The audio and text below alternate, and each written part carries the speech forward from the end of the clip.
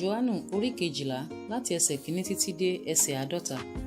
Nítorí náà, nígbà tí àjọ ìrékọjá kù ijọ́ 6, Jésù wá sí Bẹ́tánì, níbi tí Lásárù wà, ẹni tí ó ti kú, tí Jésù ti jíǹde kúrò nínú òkú.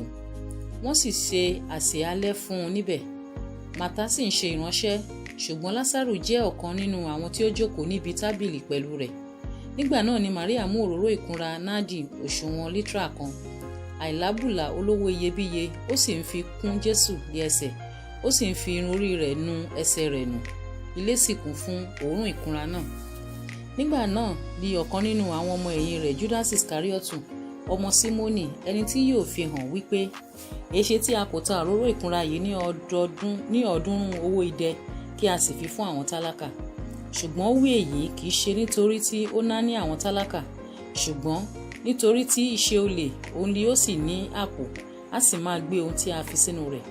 Nígbà náà ni Jésù wípé, ẹ jọ̀wọ́ rẹ̀, ó ṣe é sílẹ̀ de ọjọ́ sísìkú mi. Nígbà gbogbo lé ẹ̀yin sáà ní tálákà pẹ̀lú yín, ṣùgbọ́n èmi lé ẹ kò ní nígbà gbogbo. Nítorí náà ìjọ ènìyàn nínú àwọn Júù lé ó mọ̀ pé ó wà níbẹ̀. Wọ́n sì wá kì í ṣe nítorí Jésù nìkan, ṣùgbọ́n kí wọ́n lè rí Lásárù pẹ̀lú, ẹni tí ó ti jí dìde kúrò nínú òkú. Ṣùgbọ́n àwọn olórí àlùfáà gbìmọ̀ kí wọ́n lè pa Lásárù pẹ̀lú, nítorí pé nípasẹ̀ rẹ̀ lé ọ̀pọ̀ nínú àwọn Júù jáde lọ, wọ́n sì gba Jésù gbọ́. Ní ijọ́ kejì, nígbà tí ọ̀pọ̀ ènìyàn tí ó wá sí àjọ gbọ́ pé Jésù ń bọ̀ wá sí Jerúsálẹ́mù, wọ́n mú ìmọ̀ ọ̀pẹ, wọ́n sì jáde lọ ìpàdé rẹ̀, wọ́n sì ń kígbe pé, Hòsánà, olùbùkún lẹni tí ń bọ̀ wá lé orúkọ Olúwa, ọba Ísírẹ́lì. Nígbà tí Jésù sì rí ọmọ kẹ́tẹ́kẹ́tẹ́ kan, ó gùn ún gẹ́gẹ́ bí a ti kọ̀wé pé, má bẹ̀rù, ọmọbìnrin Síónì, wò ó, ọba rẹ̀ ń bọ̀ wá, ó jókòó lórí ọmọ kẹ́tẹ́kẹ́tẹ́. Nǹkan wọ̀nyí kò tètè yé àwọn ọmọ ẹ̀yìn rẹ̀, ṣùgbọ́n nígbà tí a ṣe Jésù lógo, nígbà náà ni wọ́n rántí pé a kọ̀wé nǹkan wọ̀nyí ní tirẹ̀, àti pé òun ni wọ́n ń ṣe nǹkan wọ̀nyí sí. Nítorí náà ìjọ ènìyàn tí ó wà lọ́dọ̀ rẹ̀, nígbà tí ó pe Lásárù jáde nínú ibojì rẹ̀, tí ó sì jí dìde kúrò nínú òkú, wọ́n jẹ́rìí. Nítorí èyí ni ìjọ ènìyàn sì ṣe lọ ìpàdé rẹ̀, nítorí tí wọ́n gbọ́ pé ó ti ṣe iṣẹ́ àmì yìí. Nítorí náà àwọn Farisí wí fún ara wọn pé, ẹ kíyèsí bí ẹ kò ti lè borí lé ohunkóhun, ẹ wò bí gbogbo ayé ti ń wọ́ tọ̀ ọ́. Àwọn Hélénì kan sì wà nínú àwọn tí ó gòkè wá láti sìn nígbà àtijọ́. Àwọn wọ̀nyí lé ó tọ̀ Fílípù wá, ẹni tí í ṣe ará Bẹ́tsáídà ti Gálílì, wọ́n sì ń béèrè lọ́wọ́ rẹ̀ wípé, alàgbà, àwa ń fẹ́ rí Jésù. Fílípì wá, ó sì sọ fún Áńdérù, Áńdérù àti Fílípì wá, wọ́n sì sọ fún Jésù. Jésù sì dá wọn lóhùn wípé, wákàtí náà dé tí a ó ṣe ọmọ ènìyàn lógo.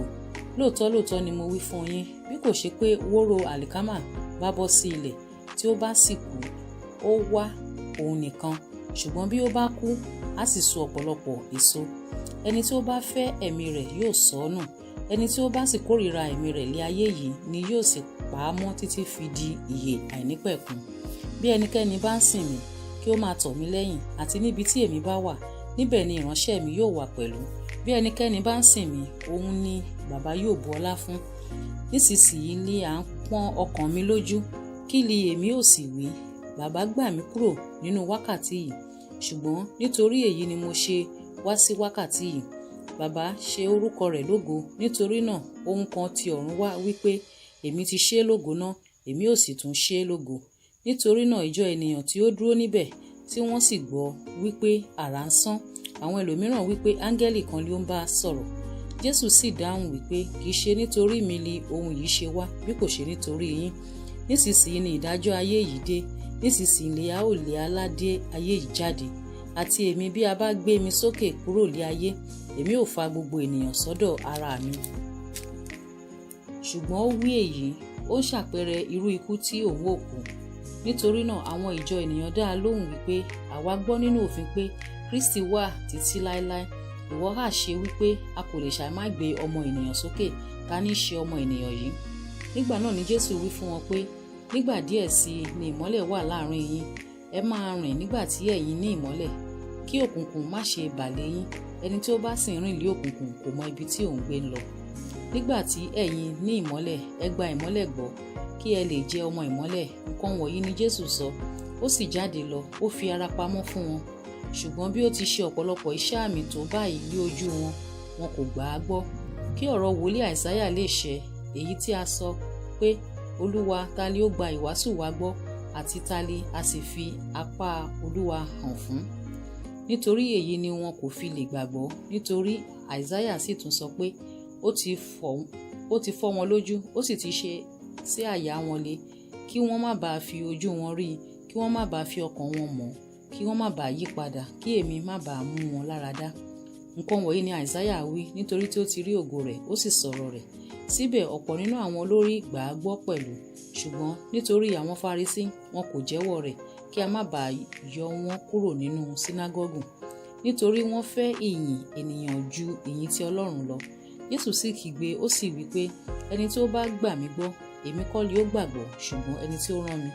Ẹni tí ó bá sì rí mi, ó rí ẹni tí ó rán mi.